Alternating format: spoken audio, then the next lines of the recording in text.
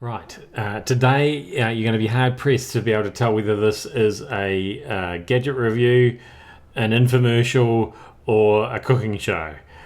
Because I am looking at the Kenwood MultiPro Go, is what this is called.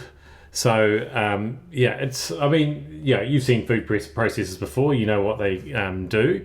This one's a little bit smaller. It makes it a little bit more manageable. It doesn't take up quite so much space on your bench top.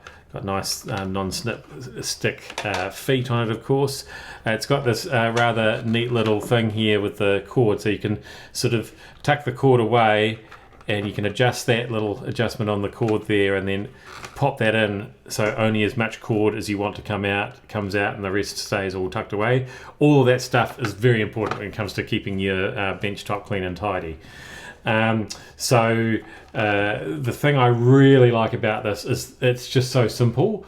Really, I find food processors a bit mind-blowing. They come with lots of attachments, lots of settings and all that sort of thing, and I don't know what they all do and I can't be bothered finding out. I just want to chop things up or mix things up, right? And that's exactly what this is for. So here, and I'll demonstrate it shortly, but you'll see that it's that way to pulse and that way to leave it going, and that's all you need to know.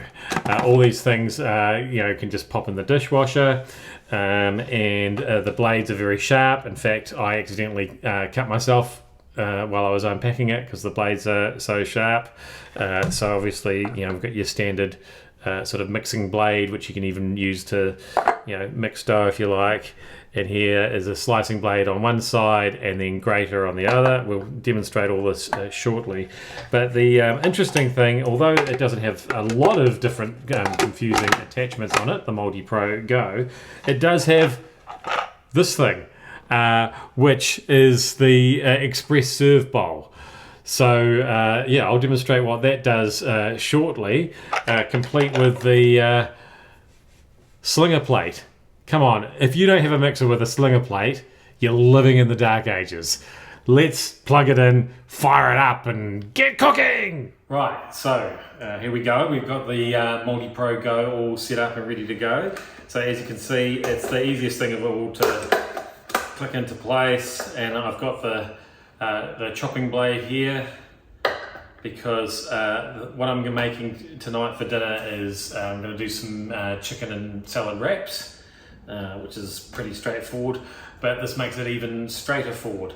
I need some onion chopped up to cook with the chicken, and we all know what a horrible job chopping up onion is, but what we can do here is pop the onion in there,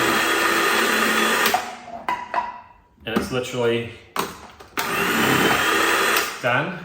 Whereas normally you chopping. And if I just take that off, you can see there I've got this beautifully chopped onion. I mean, look at that, all ready to go. That's pretty cool. The other things I'm going to need to go with this meal, so it's salad, chicken salad wraps. I'm going to let's do some cucumber maybe to go with this, and this is where our side serving attachment comes in with the slinging disc. Okay, so we'll just pop that in there, and what's going to happen is the food's going to go in there and come out here, so we're going to need a bowl. So let's keep that slicing blade going. See how easy it is all to put together? No worries at all. We'll just clip that back on, pop the cucumber in there, hold that up the right way. Okay, just like that. Look, it takes 2 seconds to do, and I'm not fiddling around with a sharp knife and probably chopping the ends of my fingers off because I'm a klutz. I'll also, this is one of my favourite things to do. Wait till you see this. So I've got some tomatoes here. We have a few tomatoes. Generally we buy cherry tomatoes or grow cherry tomatoes at our house, and we don't often have the full size ones. But if you ever tried to slice those up for a salad, of course here we can just pop all those in. And look, it's done. It's done. Look how finely sliced. Look at that. Look at how finely sliced those are. It's amazing. So cool. Okay, so that's going to be good for the salad. The other cool thing that I like to do with this, flip that blade over so it's on the grating side, and because I like a little bit of grated carrot in my wraps as well. So let's see how that goes with the side serving bowl. Boom, boom, boom, boom. And just like that, that's 4 carrots grated. I mean, I know it seems like a first world thing, but it's actually a safety thing as well. No more grated fingers for glennzb. And all this stuff just rinses off as well. But there's one more thing. I've fallen into the trap lately of buying grated cheese, which I think is a bit of a false economy, because it's probably more expensive buying the grated cheese than just a block of cheese, especially with the price of cheese these days. And we're definitely going to need cheese with these wraps. And so, of course, that's not much fun either. But once again, let's just scrape those.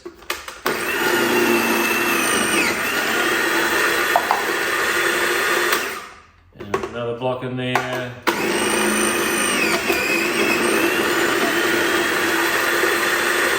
So as you will have seen, sometimes there's a little bit of stuff that gets caught up here, but we can just empty that out, no worries at all. Right, there's one more thing we're going to need to make this meal complete. Shall I show you my quick cheating guacamole recipe? Okay, so cheating guacamole. This is what we're going to have on top of the wraps, all right? So we're going to go back to the main bowl for this, and we'll have the normal knife blade in there for this. Once again, it just clicks. All this stuff you can just put all these bowls and everything straight in the dishwasher, because there's no fiddly bits. And so we'll get some avo here. And sometimes. Normally, before when I've made this, I've just sort of got a fork and I've mashed it all up, and you get yourself into a bit of a mess. And sometimes the avocado is a bit harder than you'd hoped, and it's a bit hard to do it with the fork and all that sort of business. But anyway, so let's see how we go here. I've never tried this before, so I don't know how well it's going to work. I'll just pop all that, get rid of those. Avocado superfood. Right, lime juice, very important. A liberal sprinkling of that. Squeeze out that fresh lime juice, squeeze it all out. It's all squeezed out now. And salt and pepper, of course, gotta have salt and pepper. There we go. Like me, you like lots of salt in there. Don't tell anyone. And pepper, of course, and then other guacamole recipes, you'll see things like you've got to put onion in there and fresh tomatoes and coriander and stuff like that, but this is what makes it the cheap one, sweet chili sauce. So we just put a blob of that in there. Trust me, this is going to be great, he says, having never actually done this before.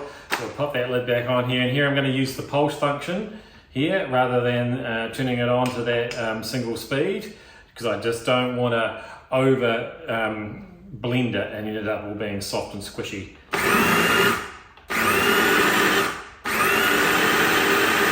we go.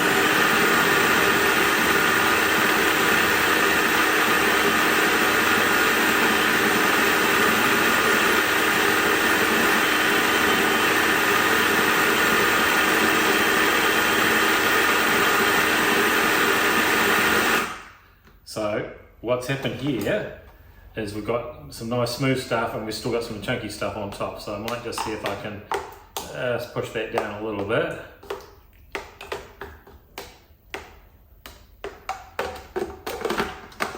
It's easy to do because the top goes on and on.